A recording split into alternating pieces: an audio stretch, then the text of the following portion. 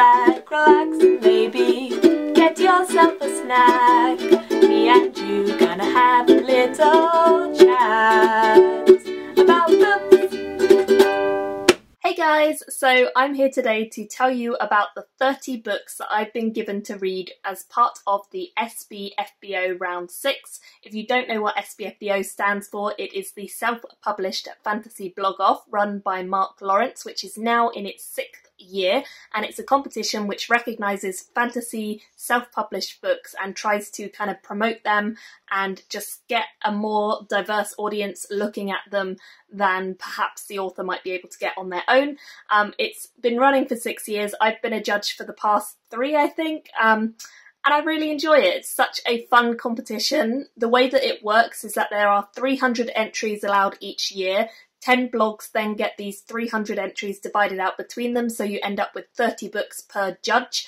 I'm one of the judges, so I've got 30 books. And then from those 30, you choose one, which is your finalist. You put that forward, all the other judges read the finalists, and we then kind of get a winner. So it's always fun. I really enjoy it, and I think you guys will have heard me rave about this competition because that's how I found Sword of Kaigan, which was the winner of last year, and loads of other good books over the years. So yeah, very excited. Round 6 is starting, and I wanted to tell you about the books that are in my batch. So let's just get started. There are 2 books that are actually not on Goodreads at the moment, although I will probably add them to Goodreads because I don't know why they wouldn't be on there.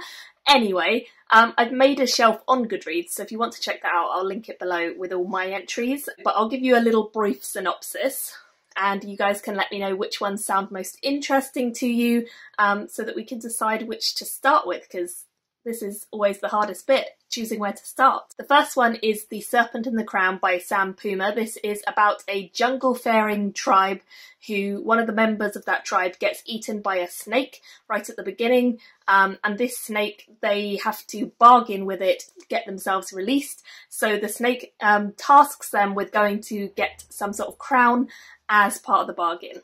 It sounds pretty interesting. It says on Amazon that it's about 600-ish pages, so it's quite a long read. So we'll see. I'm intrigued about it, I must admit. The premise sounds kind of like folk story, so we'll see how it ends up being. The next one on my list is by John Pepe, and it's called The Lone Wolf. This one I really like the cover of, and it sounds like it could be an interesting one. It's actually based around a main character who finds a herd of orcs who are kind of being moulded almost by like a mage ogre who wants to get the orcs to conform, and this main character has never seen anything like this, and they rush back to their village, which is right in the pathway of this kind of army of orcs, to try and persuade the elders that something terrible is coming. However, they don't have much success.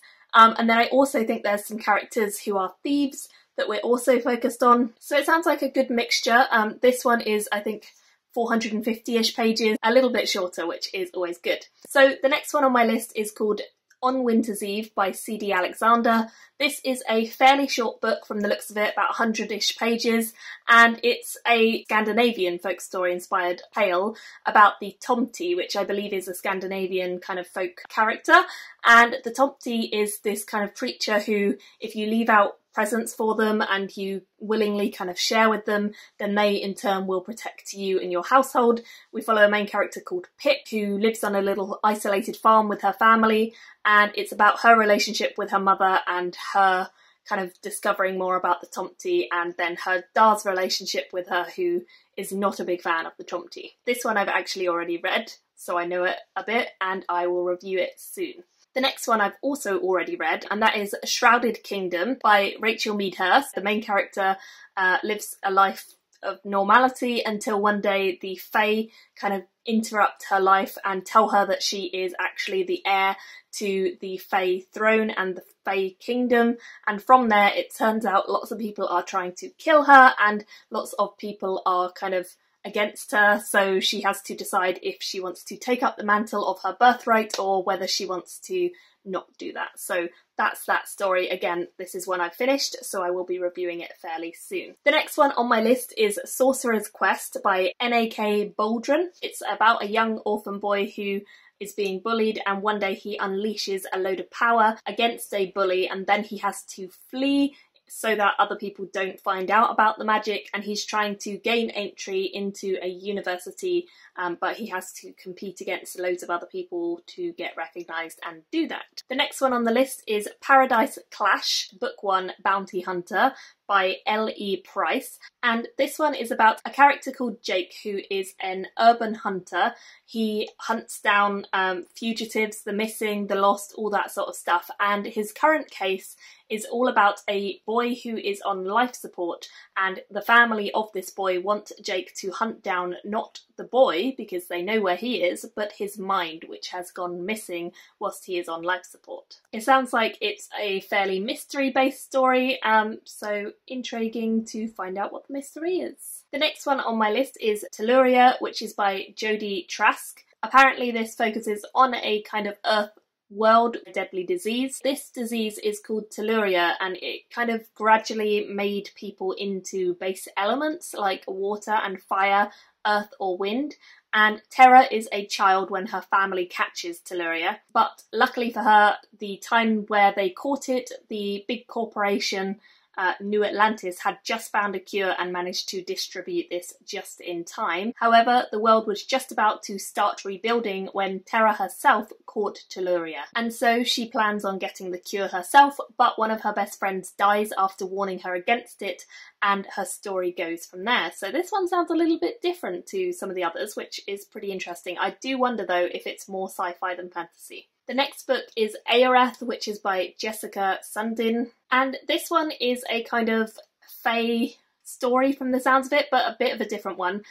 It follows a main character who is the Princess Arth, and she has been blessed by her mother with all the sort of feminine attributes like being beautiful, gentle, kind, all of that. She has the power when she is in the dream to manipulate the world that they have, and this is a program that was developed by a sect of fairies in order to create illusions and therefore control the fairies. However, we follow her as a rival sect comes in and wakes up her magic and her real magic, and then she sees the realities of her world are not as beautiful as they seem. So I love the cover for this. It's actually one of the covers that I put forward for the cover contest, and you can see the cover contest entries. I'll link them below. But I chose this cover because it's a really beautiful digital illustration or painted illustration, which I just thought was so stunning, and B, it's not your typical kind of elven cover in that it's not an elf with her boobs all over the place. I like that, and I just think it's a really beautiful, serene kind of image. So it may not be my personal or everyone's personal kind of preference, but it stood out to me from the rest of these covers in a way that I just thought was too beautiful to deny. So I'm looking forward to this one, I'm intrigued. The next one on my list is The Race to the Blackened Nethers, which is by Douglas Bain, and again this is one that I submitted for the cover contest because I just thought it was so ominous and looming and dramatic all at once, and there's like all these different parts to it which I guess relate to the story, and I love the blue tone as well, so I'm very, very interested just by the cover on this. This one is one of those blurbs where it's largely sort of tagline stuff to just capture your attention. So it says, "The race is on. There is a prison guard cursed to return to the start, an old knight waking to find a child pointing at the finish line, gods careening to the blackened nevers, pray you don't get in their way, and there's a brother and sister who run to prevent the awakening of a leviathan."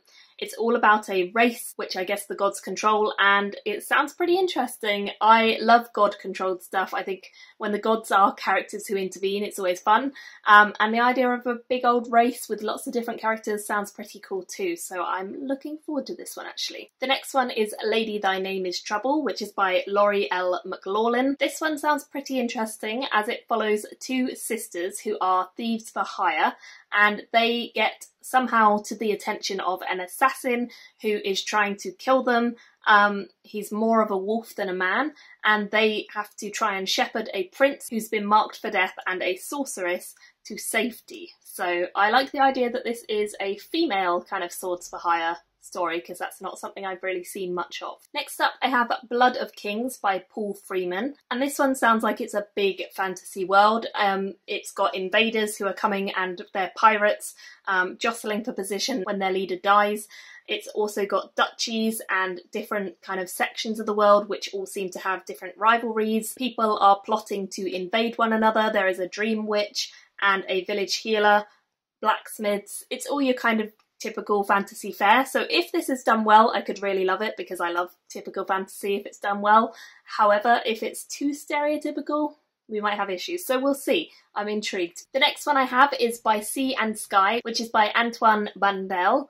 And this one, I've heard good things about the author actually, because I think they entered a previous SPFBO and the blog that they were on last time said they were good. So hopefully this one will be good. It's about a young pirate captain who is hoping to steal back her most precious cargo, her husband. However, she has no magic, no brawn, and no pirate crew. And she is hoping that in order to do this quest, she will be able to steal the newest invention, which is an airship, and maybe go down in history on this mission as the first sky pirate out there. Sounds pretty good to me, I must admit. Hopefully it'll be really fun. I love pirates and airships, so if it's done well, I think this could be really, really good. The next one on my list is Dragon Source, which is by Glenn Birmingham. So this follows a main character who discovers a fiery secret that she needs to keep hidden from the rest of the world. However, when her mother sells out to the local religious church, she has to flee, and she's hoping to find an underground city kind of protected by dragons. I'm guessing there's dragons in this story, which is definitely a good thing. However, the person helping her may hold some sinister secrets, so looking forward to this. I love dragons if they're done well as well. It's another weakness of mine, so looking forward to it. The next one I have is Witch's Sorrow by Taylor Aston White. This is about a young amateur witch.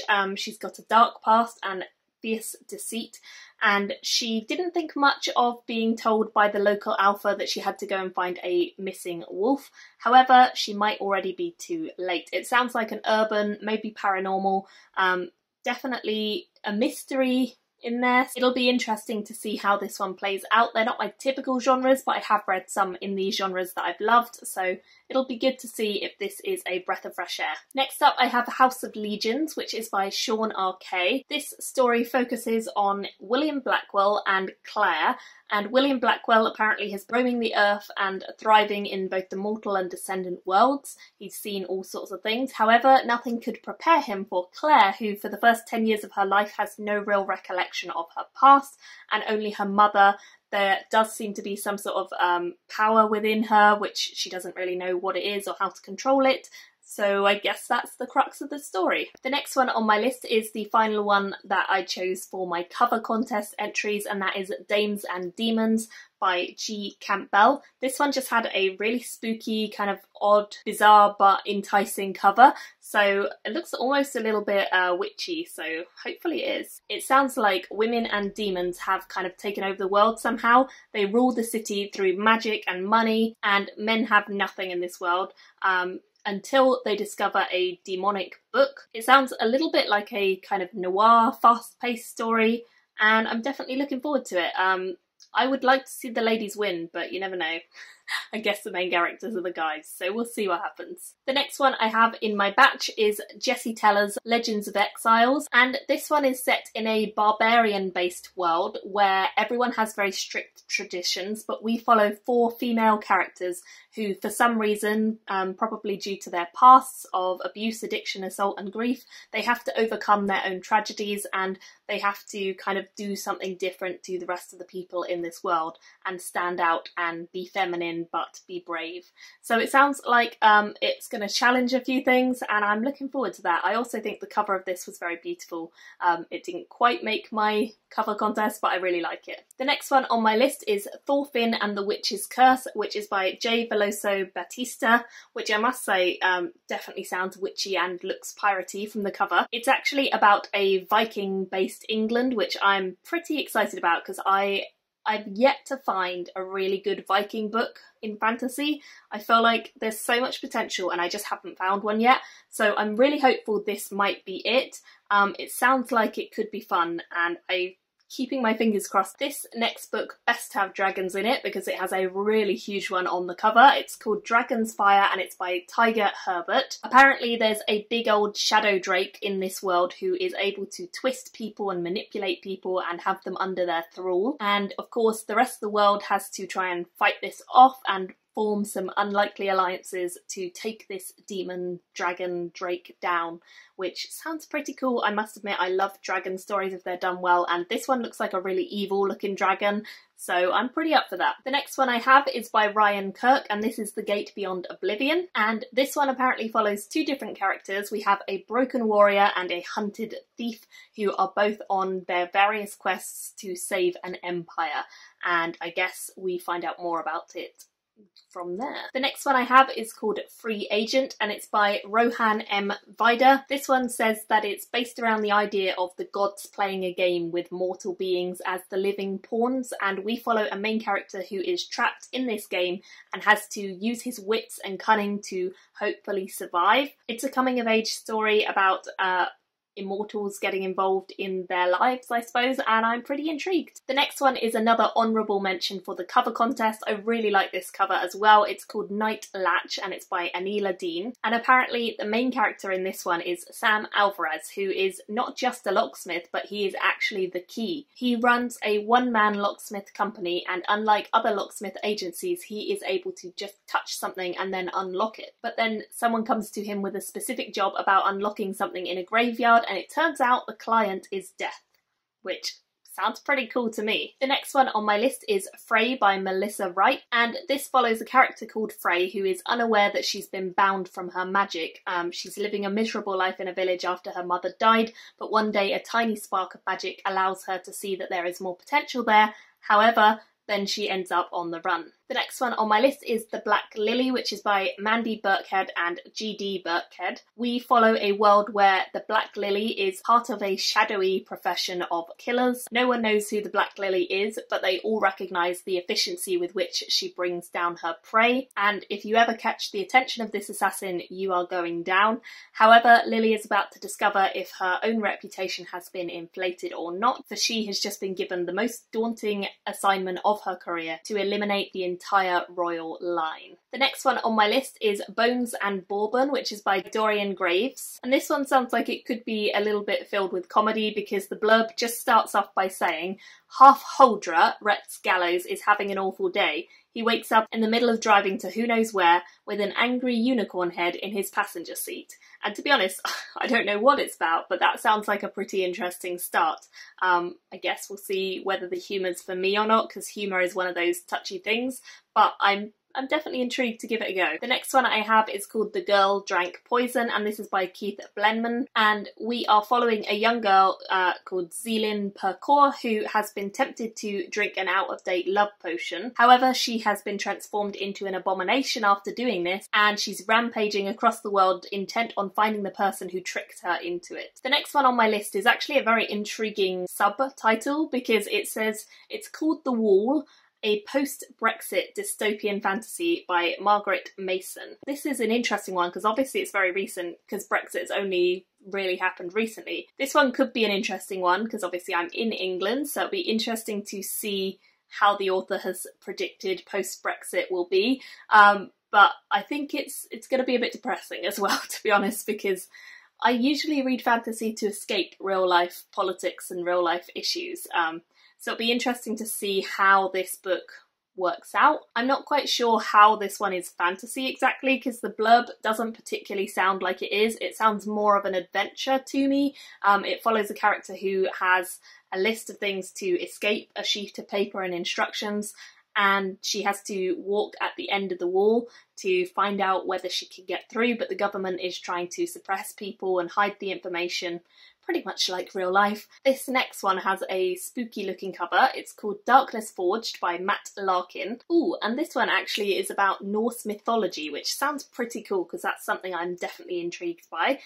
It's about a I'm going to get all the pronunciations of this wrong, but it says Volon Darkveer, the greatest craft on Midgard, came from the Dverga realm of Nidilvilja. I have said all that so wrong. It's about a smith and apprentice who has escaped the Dark Realm to find solace in the arms of a Valkyrie, 9 years of respite, and then she was gone. He'll do anything to get her back, but his reputation precedes him, and a cruel king knows the weapons that Voland forges could win his wars. Sounds like he gets imprisoned, and the story goes from there. The next one also has a pretty badass looking cover. This is Shadows of Creation by Ryan D. Meyer, and this one says, an ancient darkness has awoken and a legend has come to life. It's got young proteges who are part of the Order, who I guess are going to have to go on a quest, and there's 2 young royals, both heir to their own elven kingdoms, who reconnect after years in hopes of solving the problems of their people. Their paths apparently collide in a fast-paced escapade of peril and more. And the final book on my list is by Natalia Capello, and this is Song of Shadow. And again, this is a fae-based story, so fairies. Apparently it's about a character who the world believes is insane. She has wild vision, but despite her royal city heritage, she's banished to a remote place because of her visions to prevent her causing trouble. But she is approached while she's in her prison there and kind of tasked to come on a quest, a risky quest, and she has all sorts of knowledge which will be useful, so she does go on this quest, and it's about whether or not she can expose a sinister conspiracy before the time is too late. So that is everything. Hopefully those quick kind of synopsis give you guys a little bit of an insight, and I would love to know which books you're most interested in so that I can read those ones sooner. And of course I will be doing my usual thing of reviewing a couple of them together probably. I'm not really going to set a strict timetable. I'll just read and review and see how we go. So thank you all so much for watching. Let me know which ones you love the cover of and the blurb of, and I will chat to you all very soon in another video.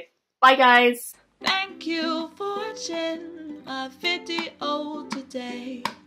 Go pick up a book, then come back and chat with me again.